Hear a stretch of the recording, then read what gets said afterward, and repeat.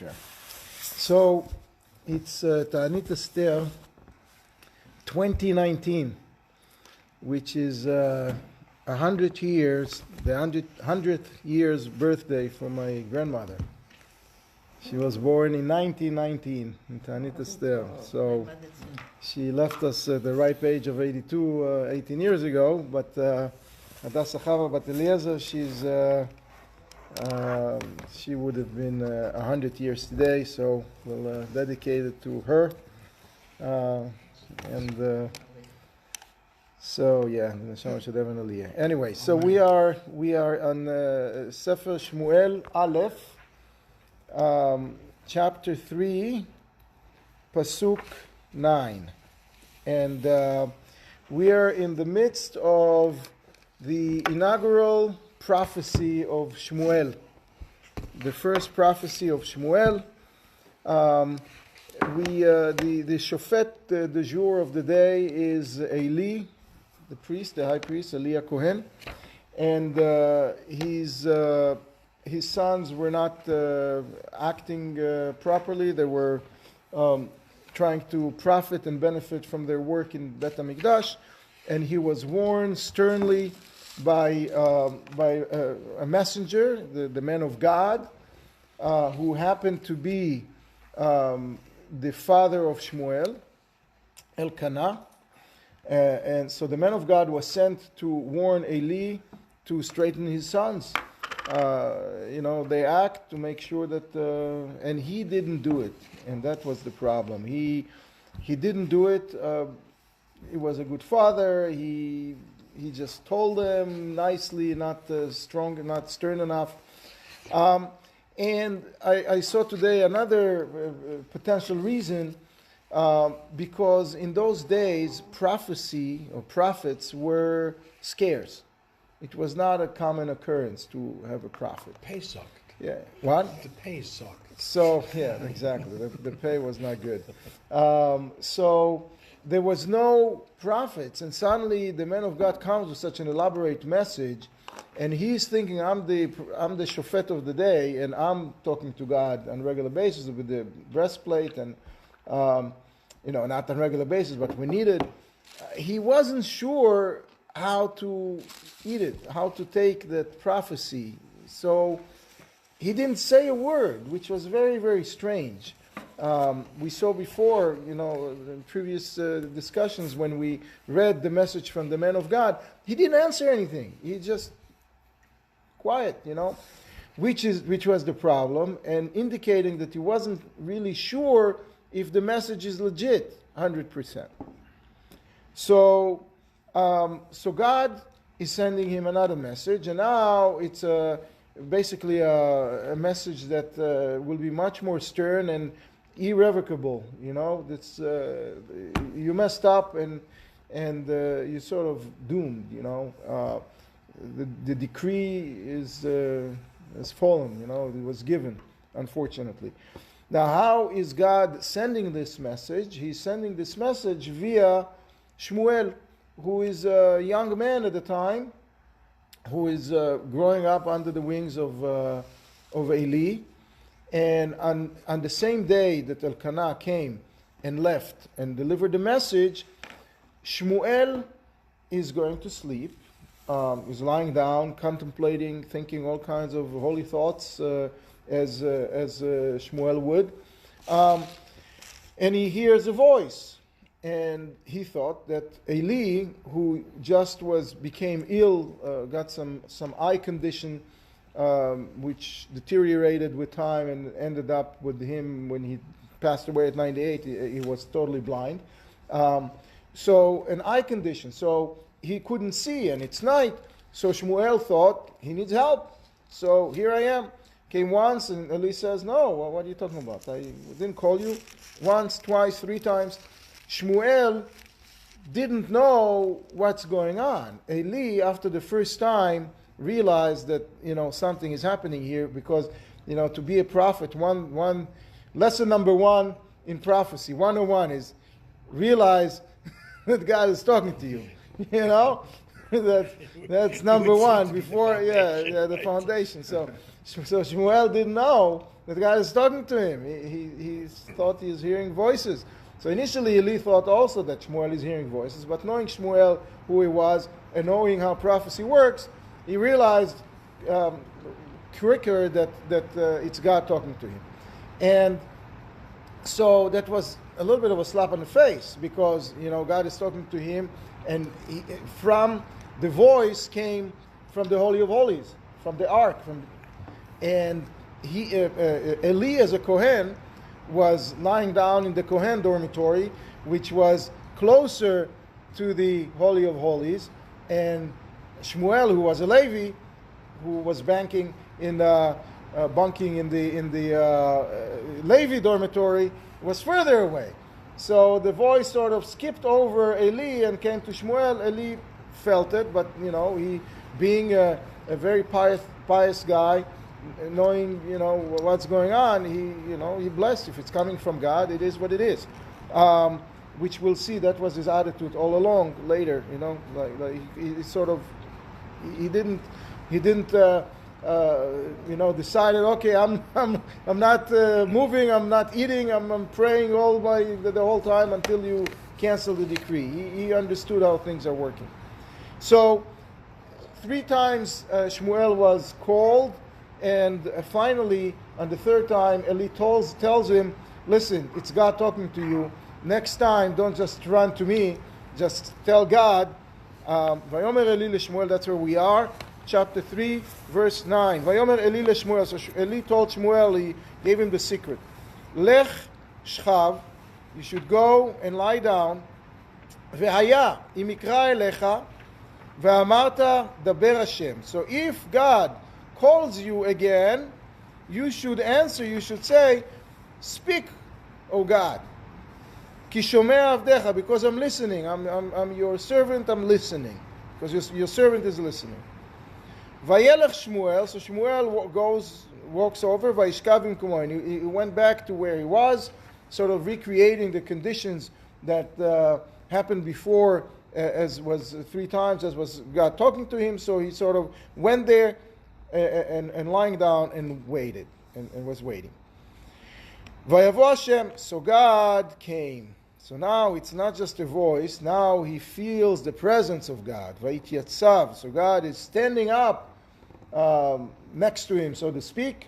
Vayikra kefam befam, and he called him like the previous couple of times. What? Yeah, like the previous times. He called him again, and he says, Shmuel, Shmuel. He calls him twice by the name of Shmuel. Shmuel, Shmuel, Vayomer Shmuel, daber ki shomea avdecha. So Shmuel answers, speak, because your servant is listening. So this is a very interesting pasuk. Eli was telling Shmuel to say, speak God, right? To tell God that, refer to God in Shem Hashem HaMeforash, in his name, as he's talking to him. But Shmuel was not saying that. Shmuel says, speak because I'm listening. He doesn't say, oh God. He doesn't repeat the word, oh God, right? Why? So the rabbis are saying that Shmuel was a very cautious person. He was measuring his words very, very carefully. And not knowing what he's stepping into, not knowing what's going on, he didn't want yet to assume that it's God that's calling him. Who knows? He learned a lot of, it's like when a doctor first learns, go to medical school, they analyze, they diagnose themselves with everything that, in the medical book. They have everything. This hurts and that hurts, So he didn't know, he knew a lot, on paper, but he didn't know to identify exactly what is what. He'd never seen it before. So, but if you look at the Peshat, and in the early Pesukim, it says that Shmuel doesn't recognize that it's Kodesh Baruch Hu talking. Right. So if you look at the Peshat and you look at it and say, Ani Shomea, oh, now I understand that it's you talking. Right, but Eli told him to say Ani Shomea God. Okay. Eli told him, gave him specific instructions how to answer. Okay. Okay, and he did not. He ignored that part of the instruction. So that's why Shmuel was, and we'll see later that Shmuel was really economical and very, very exact and accurate in his speech, which is something we should all learn to implement. So he was very cautious. Anyway, it also says here that he was humble. He was humble, So, right? He was humble. He didn't want to make any assumptions. He didn't want to make assumptions that God is talking to him. Exactly. He wasn't really knowing, wasn't really sure what's going on. We see here the reference to him as Shmuel, Shmuel twice, okay? And if you noticed, there is a line in between the two words. Shmuel, line, Shmuel. The line means a psik. This is like a comma, a strong comma. Shmuel, Shmuel. So there is a difference. Now, God is talking to people. It's not because Shmuel had a hearing, problem that he tells him Shmuel, Shmuel, right? Well, why did he say it twice? We see there are 4 people in Tanakh that God is speaking to them and referring to them with their name twice. Avraham, Avraham, Yaakov, Yaakov, Moshe, Moshe, and Shmuel, Shmuel. Those are all very, our greats, and God is talking to them with a special likeness. They very, very close, and the rabbis explain that, like every human being, which is made out of body and soul, a physical part and a spiritual part, God was talking to both of their pieces, components. They was talking to their outer Shmuel and then to the spiritual Shmuel, sort of undressing him from the physicality, undressing him from the world, and referring to the inner Shmuel, the soul of Shmuel. Now, if we look in those 4 locations, we see that in 3 of them we have the psik, we have the line separating, and in one there isn't. Moshe didn't have the line. Shmuel and Avraham and Yaakov did have the line, because at a certain point God stopped talking to them. In Yaakov, on his deathbed, God stopped talking to him, and Abraham, I'm not sure where he stopped, but Shmuel also, at one point, he was towards the end of his life, he was sort of in a retired state for a short period of time, where God was not communicating with him fully. And the point is that with Moshe, God never stopped. Moshe, God talked to him till the very last moment. It was a closer relationship. So, however, we will see later on that Shmuel had one up on Moshe. Moshe, as we read in the Torah, and we see that he didn't have an easy relationship with the Jewish people. We made his life miserable, basically. Every other day we came up with complaints. I want lamb chops, and I want, I want to drink, and I want to eat, and give me a martini. I mean, all kinds of some demands more crazy than others. But we were always complaining. Vayalunu bnei Israel, and the Jews complained. With Shmuel, it wasn't that way. The Jews really followed him totally, fully, and never complained to Shmuel, which was really special, given our people, track record. It was very special. So we'll see. So that's an advantage that Shmuel had over Moshe. So Vayomer Hashem el Shmuel. So now God is giving him the prophecy. Now we will see later that typically a prophecy, especially a prophecy that's written in the book of prophets, right, is for all the Jewish people, for the benefit of all the Jewish people. And the prophecy is usually go tell the Jews, go do something with it. Yeah? It's not it's not, let me tell you a secret, and don't tell anybody, it's for you. And here we see that God is just giving him the information. He doesn't send him to say, go tell someone. And we will see later what happens. He's being forced or pressured by Eli to tell him what God said, because it was so harsh. Shmuel didn't want to say. Shmuel was afraid. He was afraid to offend Eli. He heard unbelievable things, very, very terrible things about the future of Eli and his family, and he didn't want to offend him. And Eli sort of twisted his arm, not actually, but symbolically, and was getting the information out of him. So, what kind of a prophecy is that? So the rabbis are saying that this is exactly the point that we mentioned before. Eli was not sure as to the truthfulness of what the man of God told him, as the legitimacy of what the man of God told him. And this statement, this prophecy that was told to Shmuel by him on the same day, the same night, the night after Isha Elokim, his father Elkanah, came to tell him the prophecy, the next day, the next night, he's being told again the same thing. That is to tell Eli that this is true. It was not a joke. It was not a dream. It was not a bad dream, a nightmare. It's unfortunately the truth. So this prophecy was actually meant to tell Eli what's going on. It was meant, afterwards we will see that prophecy did made the rounds and was known by other people. And one of the main signs or the main conditions for a prophet to be a real prophet is that their prophecies are happening. Okay, that they become true.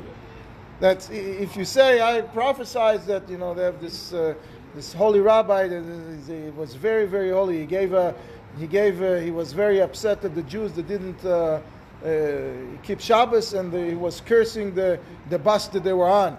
So the students told him, well, Rabbi, the Jews, and how are you talking like that?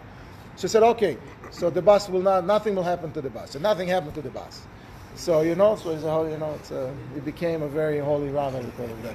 So yeah, exactly. So it's very important for prophets that the prophecy will happen.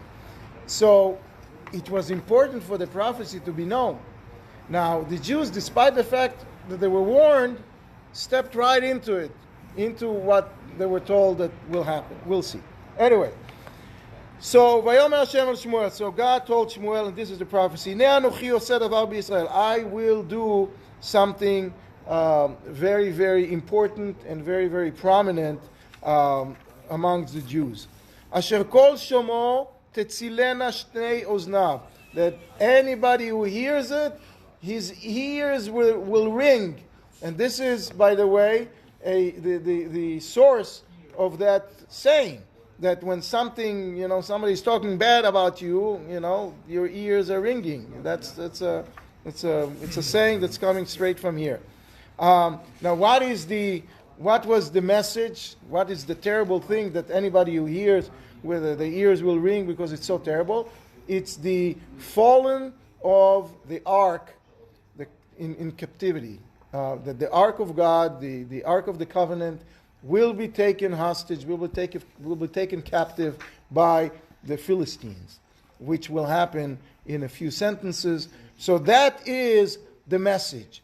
Now, Bayomahu, and God is telling him, and on that day, Akim el Eli et kol asher dibarti. And on that day, I'm going to become true to Eli everything that I told him.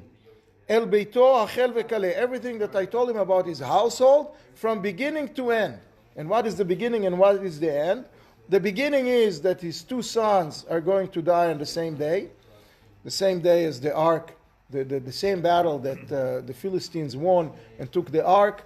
The same day those two gentlemen passed away. How come they passed away? Because they were the ones carrying the ark. They were the Kohanim. So they were placed in the front of the, in the front line with the ark, going to war. But the war was not a battle that we were about to win. So they were killed and the ark was taken. So it all happened in the same day. So that was the beginning of the curse of Eli. What is the Kale? What is the end? We spoke about it last time, that at the time of Shaul, several years after this, at the time of Shaul, Shaul killed the city of Nov with 85 priests in it. All of them were descendants of the house of Eli. So, and from that point on, the family of Eli is not going to, they're not going to have the help of God in anything. And they will have that on their own, so to speak. All the Jews all the time have every day the help of God. That's how we survive. That's how we get our parnassah. That's how we get everything that we have. Those guys, the house of Eli, now on their own, and they can't, they don't have the help of God. We will see, and that's again, the question that Dennis was brought the other day. We will see how that plays out and how they can overcome this disadvantage.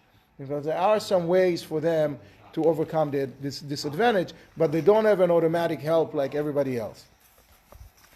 So, Vihigati lo, so on that day, on that fateful day, when the ark is going to fall and the two sons are going to die, and I told him, says God to Shmuel, and I told him, Ki shofetani, that I am judging. I'm judging his household adolam, at beito adolam. I'm judging his household till the end of time. And what's the sin? What was the problem? The problem is ba'avon asher yada ki mekalelim lahem banav velo chiya bahem. Because he knew that his sons are messing up, are basically cursing me, cursing God. How did they curse God? By people who came to Shiloh with the sacrifices, and they wanted to give it to God. And then those guys came and grabbed more than they were supposed to, earlier than they were supposed to. So the person said, the heck with all of that, coming to the Bet HaMikdash anymore, to the Mishkan anymore, I'm not interested. So they were basically upset at the system, thinking that the system is rigged. How come in the house of God, that's what's happening? So they ended up causing a big chilul Hashem, desecration of the name of God. And the problem, he can't control his sons, but what he can control, Eli, he can control how he responds, how he reacts to it. Okay? And velo chiya bahem, he didn't really tell them anything. What God was expecting, and that was like an immediate reaction. I sent you the man of God a few hours ago. The man of God delivered the message. You said nothing to him. You said nothing to them. You said nothing to anybody. And that's, so there is no more discussion. That's, you're sort of done. Which is, as we said, very, very, and now this is what, the next pasuk is what made it permanent. The decree or the curse on the house of Eli became permanent because God swore. Because we know that God is a merciful God. He's a good God. He likes us to come back. He gives us all the opportunities until the day we die, till the moment we die. We have the opportunity to do a full tshuva and come back. So what are we talking about here? Why this is different? This is different because God swore, and He sort of obligated Himself to create this punishment. And still we'll see that there is a way out of it. I swore, God says. It's not common that God is swearing, right? I swore to Bet Eli, that the sin of Bet Eli is not going to be expunged or forgiven with sacrifices of shlamim, zevach, mincha, donating sacrifices ad olam, a gift offering till the end of days. Now, the rabbi, last time we spoke and we brought a story from the Gemara of two prominent Amoraim, two prominent rabbis, Abai and Rava, who were descendants of Eli, right? And Eli basically was told that his kids are not going to last beyond 18 years, beyond 20 years, depending on how we look at it. And they lived, Rabba lived for 40 years and Abai lived for 60 years because they did something extra. They went above and beyond and they learned Torah. They both learned Torah, so they got 20 years extra for their learning. And Abai also did a lot of charitable work, helped Jews with with whatever they needed physically. So he got 20 years for that. So he got 60 and he got 40. So you can overcome it. There is another story, which so we said last time that there are three pillars, right? Torah, Avodah, and Gmilut Chasadim, right? Learning Torah, working in the Bet HaMikdash, the Avodah, and doing charitable work, doing mitzvot. Those are the three pillars. They messed up the part of the Avodah, right? Now, what do we do now? What is Avodah nowadays? It's prayer. That's instead, we're replacing prayer with... So one would think that, prayer is not going to work for them either. So let's hear the story. The story goes as follows. There was a gentleman by the name of Rab Chia. Rab Chia was a big Talmid Chacham. He was the student of Rabbi Yehuda Hanassi. He was helping Rabbi Yehuda Hanassi compile the Mishnah. And he was also creating the Tosefta. He was the Baitot, all of the Mishnayot that didn't make it to the print of the Mishnah. He compiled with a secondary collection. Was very, very special and holy and amazing, one of our greats. He was standing and davening Shmoneh Esrei. Comes Rav Kahana. Rav Kahana, from his name, was a Kohen. He was a Kohen from the descendants of the house of Eli. Rav Kahana came and stood right behind him to say Shmoneh Esrei as well. Now Rav Kahana knew about the curse of the house of Eli.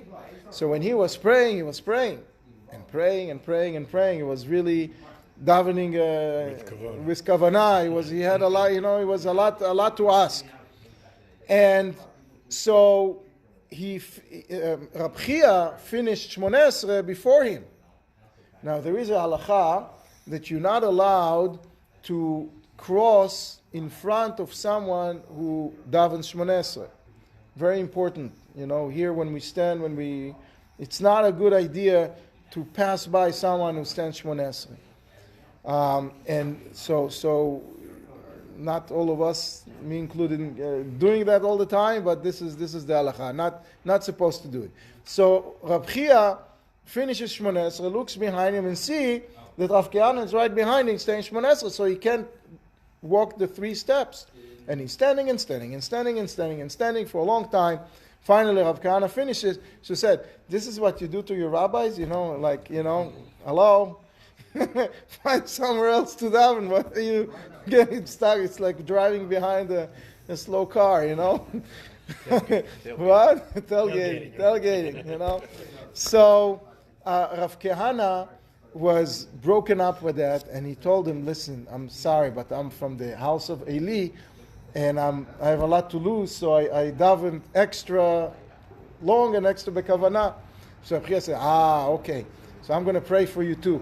And he prayed for him as well, and Rav Kahana lived to a very old age until when he was so old, his nails were so clear and thin like a baby, like a baby nails. Meaning he lived to a very, very old age. That's the sign that the Gemara is giving us. So we see here that even prayer alone can be responsible for saving the house of Eli. So how come? So the Gemara is answering. Because the curse was bringing sacrifice is not going to help you. But prayer is instead of sacrifices, but it's not sacrifice. It's prayers. So prayers are still, if you do it right, if you do it all the way, it can also help. It can also help, despite the fact that it's related to sacrifices, but it's not 100% what it is. It has something more in it that the sacrifices didn't have. It's a loophole. There you go. So the idea, so what you're saying is Gemara is saying that tefillah actually has higher potential than mizbeach. So tefillah has reaching very high, exactly. So tefillah is reaching very, very high. Why are we so anxious to go back to mizbeach? Well, at that time, I guess. I know I want the lamb chops. Yeah, I guess. First of all, Mashiach can answer the questions better than I do, so I suggest he come and answer.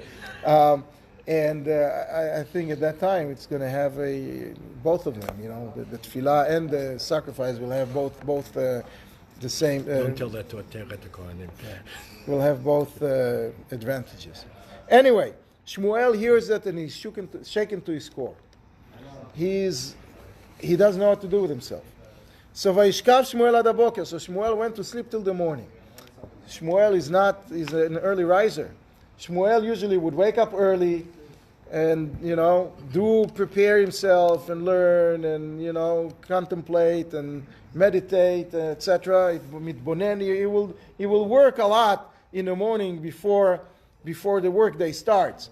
And here he stays late in bed because he couldn't imagine facing Eli. He's working for Eli, right?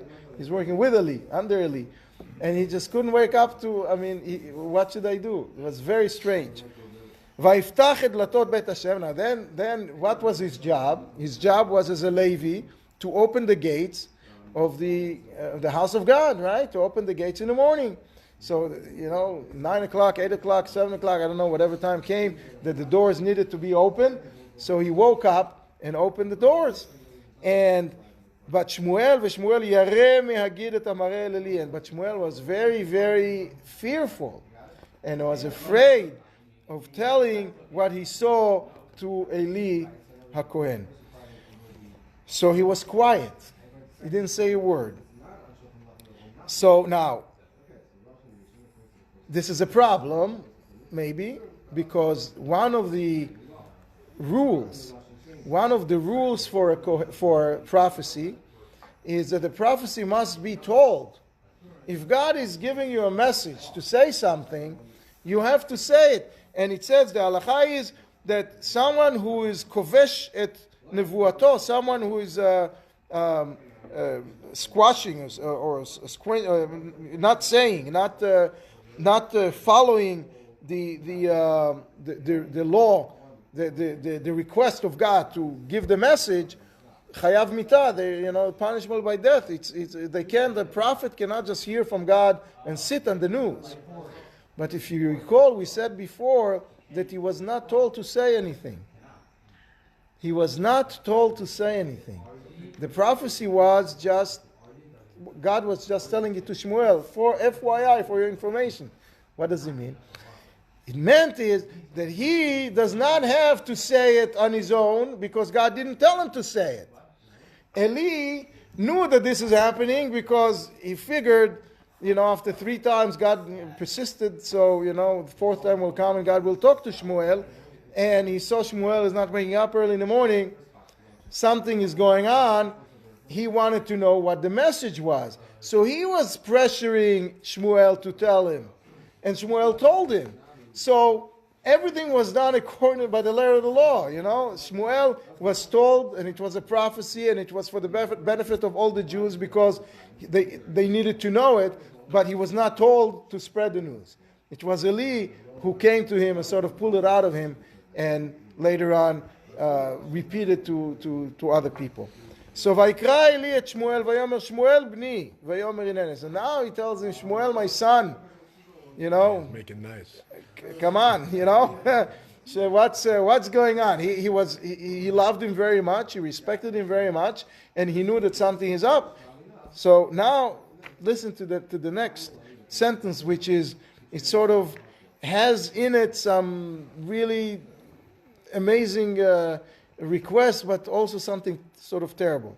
Vayomer, ma davar asher diber elecha. What was the words that God spoke to you? You know, we had a conversation a few hours ago, coming back and forth. You know, we know what happened. What did he say? Spill the beans. You know, al na tekached mimeni. Don't withhold the information. Okay, don't cut any. Don't sugarcoat anything. And he says it so politely. Oh no. Koya se lecha Elokim, because if you do, God will do to you the same as He will do to the same as. He knew that it's not a good message. He knew that it's not something positive. Otherwise, Shmuel will, as soon as it happens, will run back to him. Hey, we're going to win the lottery. That's not what it's about, right? So he knew that something is up. He saw it on Shmuel's face. So he told him, "You better tell me and don't censor anything because it will happen to you." Now, even though the curse of Eli towards Shmuel was conditional. If you're not going to tell me, you're going to be cursed with the same thing. The rabbis are telling us that the word of a tzaddik, even a conditional one, it just happens. So even though the condition didn't happen, what happened is that the two sons of Shmuel also didn't follow in the father's footsteps, just like Eli's sons.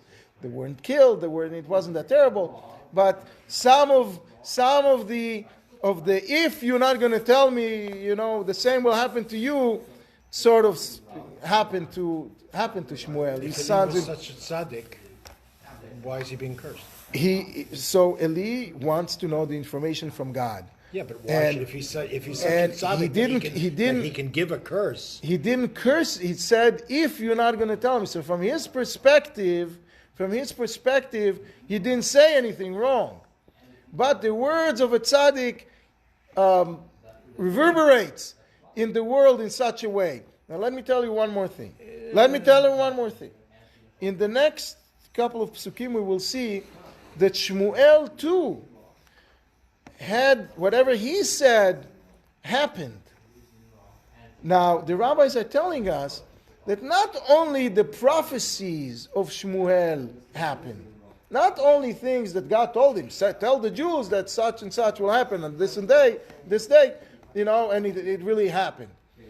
But also things of regular, he went to the grocery store to buy something and says, "Oh, God bless you, have a good morning."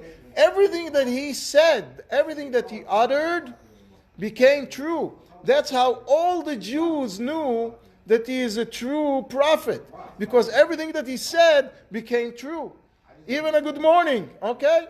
The person had a good morning, And because Shmuel, as we said, was very economical and very exact in his words, he only spoke what needed to be spoken. So this is like, we have to be careful with our words, especially people that are special. God is doing what they say. It happens with Moshe Rabbeinu as well. It happened right. What happened with Moshe is Moshe was praying to God. It says, if you switch when the Jews did the golden calf, right, and God wanted to replace the Jews with the descendants of Moshe. So Moshe said, no, it doesn't matter that I'm going to have a good legacy out of it. I'm not interested. If you don't forgive the Jewish people,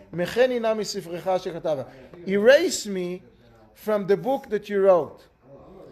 And the next parsha, Parashat Tetzaveh, does not have the name of Moshe in it. Even though God didn't make the switch. God listened to Moshe and accepted his plea, and the Jewish people continue to be his people, and he didn't replace us. But because Moshe said, erase me from the book that you wrote, there is one parsha, since Moshe Rabbeinu was born until the end of the Torah, there is one parsha that the name of Moshe is not there because of that, because of these words. So, and that's why when we go to rabbis, to ask to the Rebbe, we went to ask for brachot. So everything that he said to people just became true. And it's an unbelievable. I just heard yesterday a story of someone from Shul who went to the Rebbe. They didn't have children. And the Rebbe gave him $2. And then the Rebbe gave him another $1. And they had twins. and you know who it is now. And then they had another child. It's an amazing story, you know, because what those people of that level, that caliber say, it just happens. Anyway, so God is going to do that to you, and is going to add even more if you're going to withhold the information from Him. Mikol asher diber elecha, from everything that God told you. So vayaged lo Shmuel et kol advarim. So Shmuel told him everything. Lo kiched meno, he didn't withheld any piece of information. Vayomar Hashem hu atov be'enav yaseh. So Eli accepted it. He heard that there is a decree with God's swearing oath. God swore that that's what will happen. He realized that, you know, there is not much to do anymore, and he accepted it, which is going sort of in line with his character, as we saw before. And Vayigdal Shmuel, so now what started happening is, even though Eli was still alive and still functioning and still the judge of the Jews, now Shmuel is functioning in parallel with him. Shmuel is a prophet, you know, and soon the prophecy will become true. So Shmuel is functioning at the same time with Eli, and people are responding to him. People like him. Vayigdal Shmuel v'Hashem haya imo. So Shmuel grew up, and God was with him. How was God with him? Everything that he said became true. Yes. Did Shmuel share his prophecy with the people of Israel? It does not say that. Doesn't. It does not say that Shmuel shared his prophecy with the people. And the rabbis are asking, how did they know? How did they know? So there are two answers. One, the word gets around. Eli said it. You know, Eli might have said it. Or Shmuel did say it, even though it doesn't say it here. Or what's more likely, people knew that Shmuel is a prophet and is a holy man, because, as we said before, everything that he said became true. So it's not necessarily in the eyes of the people, they didn't need to know the whole story with God calling him 3 times, 4 times, you know. They didn't know. They all needed to hear is Shmuel meets somebody in the street, and the person is asking, you know, somebody is sick, and Shmuel says, you know, I wish him refuah shlema. And then he walks home, and the guy is, became okay.